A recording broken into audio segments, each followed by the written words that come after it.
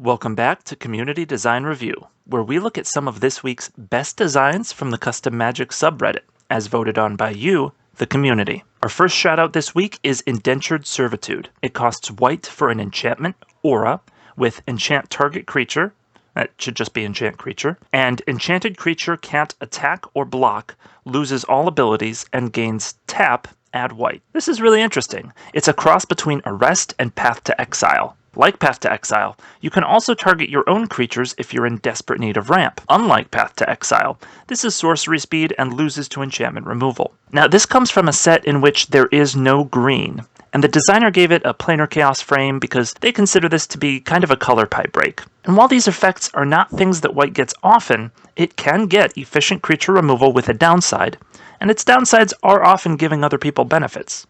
And while yes, you can ramp yourself with this, white does have access to inefficient and or conditional ramp.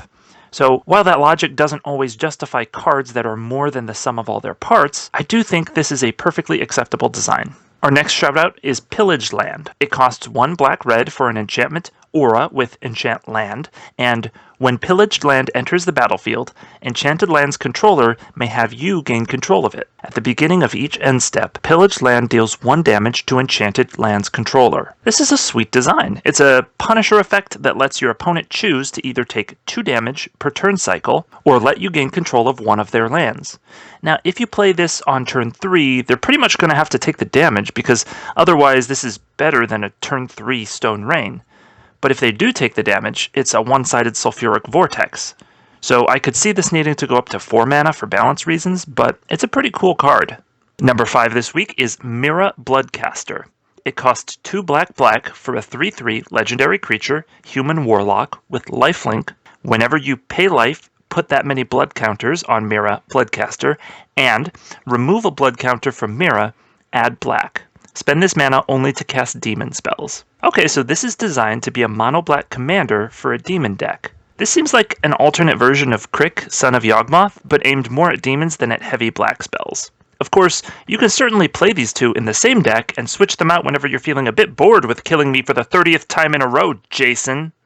Number 4 is Braid of Creation. It costs 1 and hybrid red/green for an enchantment with cumulative upkeep, add red or green.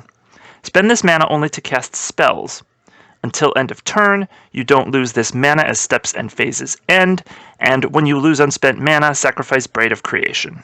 So this is another take on Braid of Fire, but since mana burn is no longer around to keep the card in check, this will only stay out as long as you can spend mana on spells. That said, you can use all of your mana from this on spells and your mana from lands on abilities, so you're still only going to need to cast around 1 spell per turn to keep this going. I would suggest playing it in a deck with a lot of card draw. Either combine it with blue and just use your lands to pay for the blue mana symbols, or you could use Impulse Draw to keep up the onslaught. Because the mana is so much more accessible than that from Braid of Fire, I might suggest bumping this up to 3 converted mana cost, but otherwise, pretty good design. Our number 3 card this week is Nutcracker. It costs hybrid red-white for a 2/2 snow artifact creature, soldier, with first strike and activated abilities of food you control cost 2 less to activate. Okay, this seems like a top-down design for a Nutcracker, and it's pretty cool. It cracks your food for you, saving you a lot of mana in a food-based deck. It can even help out your food that have other abilities. For example, it can help Gingerbrute get aggro. It's also just a solid body. A 2/2 first strike for 2 is the going rate, and can be good on offense or defense. Moving on to number 2, we have Pyro The Smasher. This costs 1 red for a 2/1 legendary creature, Goblin Artificer, with, if a red source you control would deal damage to a player, you may instead put that many hit counters on target artifact they control. Then, if that artifact has a number of hit counters on it greater than or equal to its converted mana cost, destroy it. So you can turn your burn, or even just your combat damage, into artifact destruction. Well, that does seem incredibly red, and it's a unique design, which is super interesting. I'm struggling to figure out where it would be useful. Maybe in Standard, in the sideboard of a burn deck? Because you need to know that your opponent will be playing artifacts, and you need to have your deck configured to deal a lot of damage quickly. So it's a niche effect, but a very cool one that I would love to see in action. And our number 1 card this week is Lush Tyga. It is a land with tap and 1 mana of any color.